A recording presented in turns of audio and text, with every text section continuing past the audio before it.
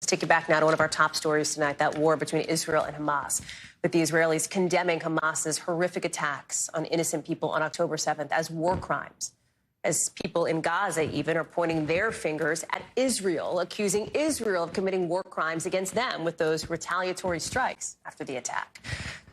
So what constitutes a war crime? What does it actually mean? And how do these rules play into what's happening now?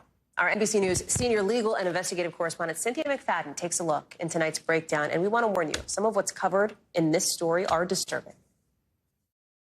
While it's fair to say bloodshed has plagued us since the dawn of time, the laws of war, a group of international treaties and conventions signed over the past 150 years, are an attempt to lessen the civilian toll. Born out of the horrors of European conflicts, the American Civil War, and 2 world wars, what's known as international humanitarian law, or IHL, relies on 5 basic principles. Military actions must be necessary. They must distinguish between civilians and legitimate military targets. They must be proportionate, meaning they must avoid, to the extent possible, incidental harm. They must avoid unnecessary suffering, sometimes referred to as humanity. And finally, the actions taken by the military must be honorable. When combatants break these principles, we generally call that a war crime, but there are few absolutes, as you will see. Question: did Hamas commit war crimes on October 7th when they attacked Israeli villages and a music festival, taking hostages and killing civilians? It was an intentional attack on Israeli civilians for no appropriate reason. Hamas committed a war crime. Professor David Crane spent 3 years prosecuting war crimes committed in Sierra Leone. He says that while Hamas's attacks against Israeli military posts on the border can be condemned and criticized as wrong, attacking military posts are generally not war crimes. However, he says, the killing of civilians and taking of hostages is a different story. Taking civilians and using them for purposes other than to protect them and remove them from the battlefield is a war crime. Question: but what about Israel's response, dropping thousands of bombs in Gaza? Israel has the right to defend itself, says Ambassador David Sheffer, who played a critical role in the development of the first permanent war crimes tribunal, the International Criminal Court.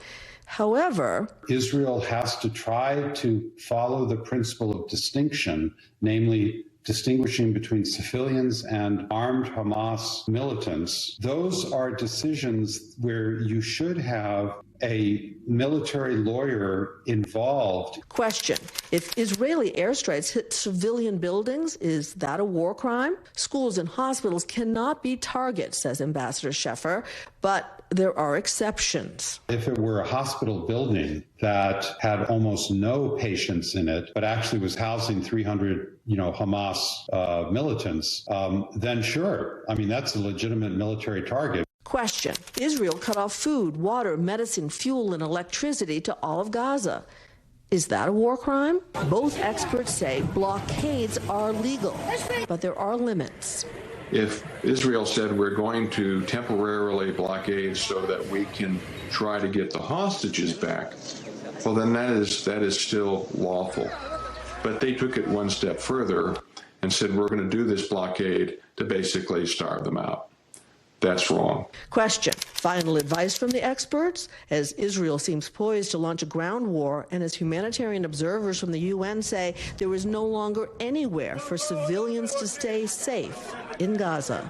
President Biden rightfully is now cautioning Israel, saying, take a step back, take a deep breath, try to understand the strategic results of what you have done with the blockade, but also what you're about to do, and that is physically go in. Or, as Ambassador Schaefer put it, Israel must be able to defend itself without abandoning its own principles. If it fails to do so, it may find itself in a militarily superior position, but ostracized on a risky perch. Cynthia McFadden, NBC News. Thanks for watching. Stay updated about breaking news and top stories on the NBC News app or follow us on social media.